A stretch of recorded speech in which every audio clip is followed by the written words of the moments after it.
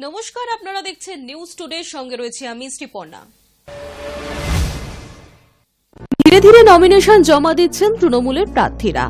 শুক্রবার কারা কারা নমিনেশন জমা দিলেন দেখে নেব। মুর্শিদাবাদ কেন্দ্রের প্রার্থী আবু তাহির নমিনেশন জমা দিলেন। হুটখোলা গাড়িতে করে দলীয় কর্মীদের সঙ্গে নিয়ে নমিনেশন জমা দিয়েছেন তিনি। সঙ্গে ছিলেন দলীয় কর্মীরাও। জঙ্গিপুর কেন্দ্রের তৃণমূল প্রার্থী খলিলুর রহমান জেলা শাসক দপ্তরে নমিনেশন ফাইল করলেন।